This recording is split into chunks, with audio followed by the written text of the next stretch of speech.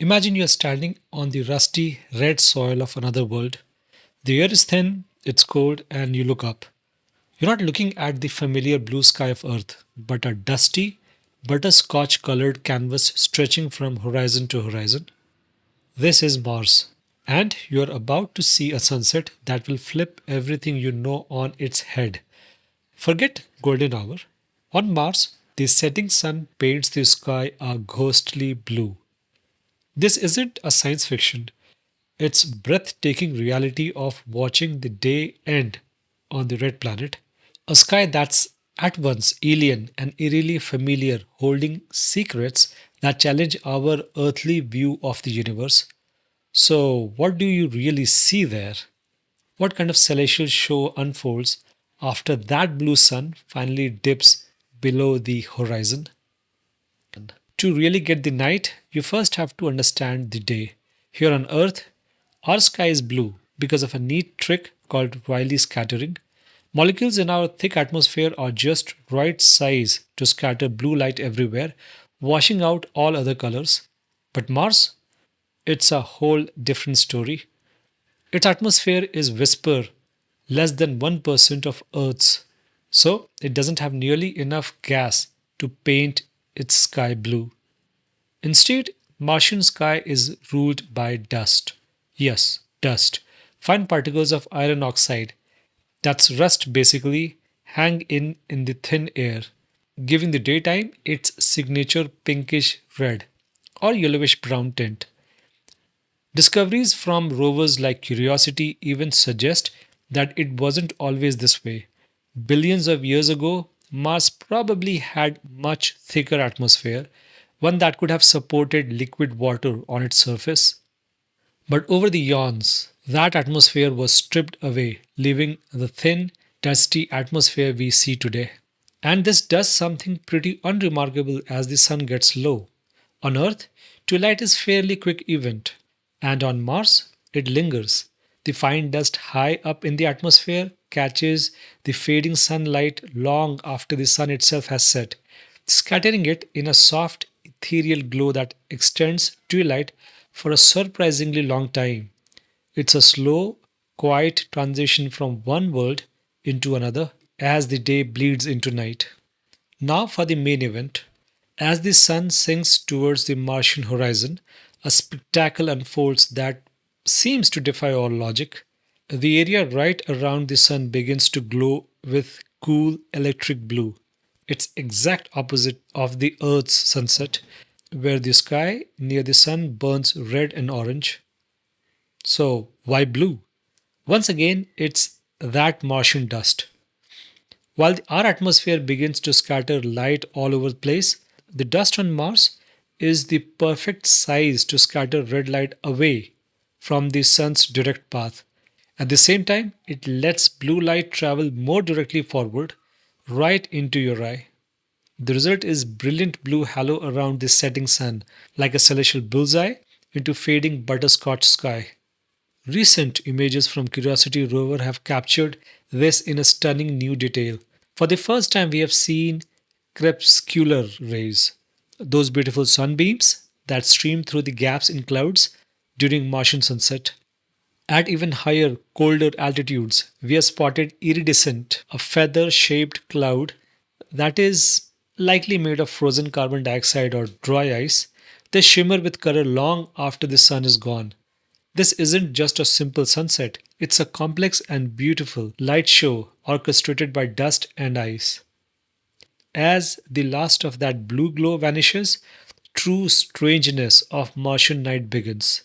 You'd look up, expecting to see familiar steady moon, but you won't.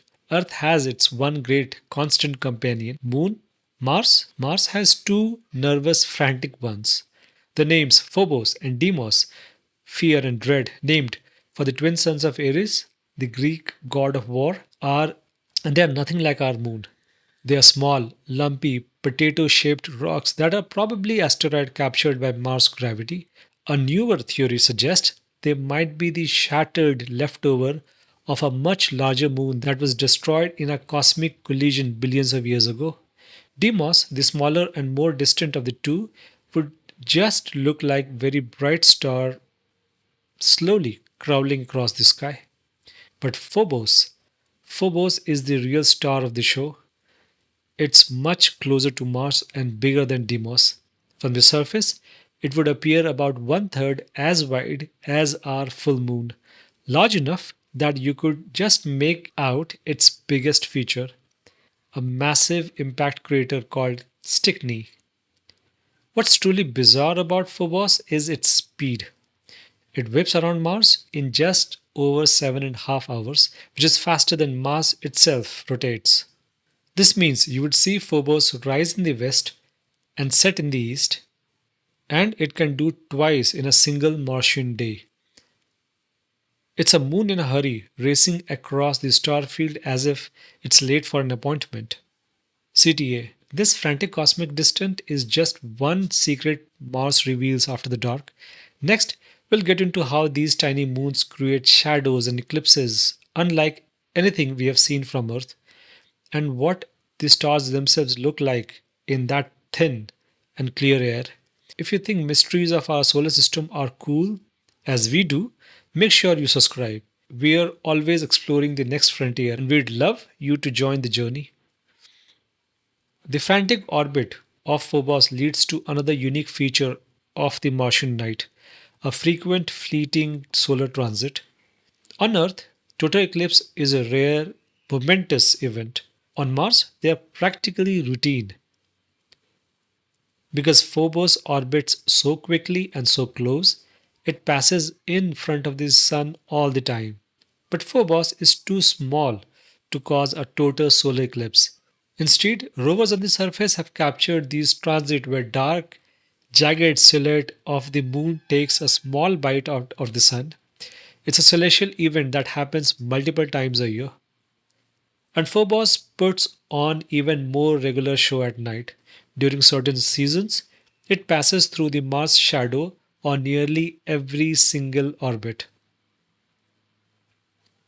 Imagine looking up at this small, cratered moon as it glides across the sky, only for it to suddenly wink out, disappearing into total blackness for about an hour before popping back into the other side. It's a cosmic disappearing act that happens almost every night. This strange behavior is a constant reminder of just how different the world is. But Phobos isn't just putting on a show, it's a living on borrowed time. The little moon is slowly but surely spiraling inwards. In about 50 million years, it will either crash into Mars in a cataclysmic impact or be torn apart by the planet's gravity. Its remain forming a dusty ring that will encircle the red planet for millions of years.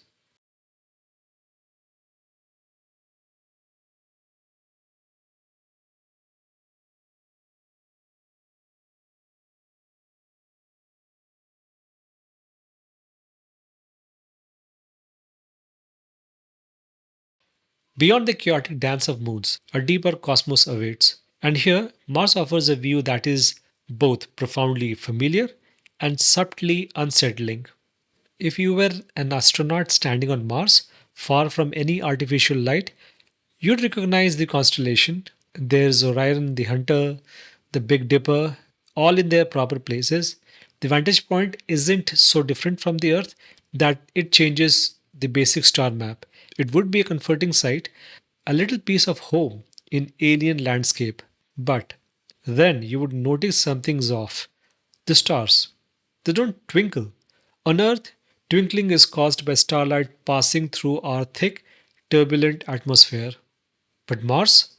The atmosphere is so thin that starlight cuts right through it, and almost completely undisturbed, the stars will be cold, hard, steady points of light, unblinking in the blackness. It would give night sky a perfect crystalline clarity that we can only experience from the orbit. And among those steady points of light, one would stand out. From Mars, our Earth is an evening and morning star, just like Venus is to us.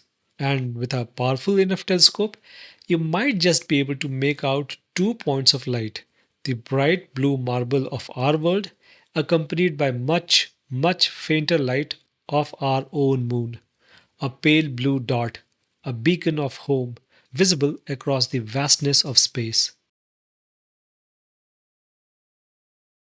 A Martian night sky is a place of mesmerizing contradiction, a butterscotch twilight that gives way to a ghostly blue sunset, a sky with two moons, one faint speck, the other a jagged rock racing towards its own doom, and a backdrop of familiar stars that have forgotten how to twinkle.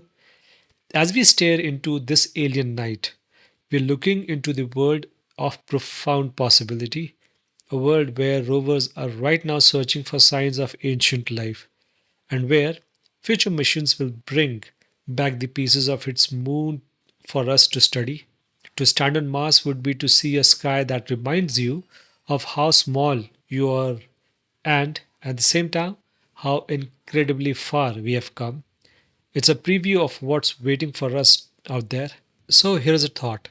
If you could stand on Mars for just one night, what would you want to see the most? That impossible blue sunset, the frantic race of Phobos, or the faint, steady light of home? Thanks for watching.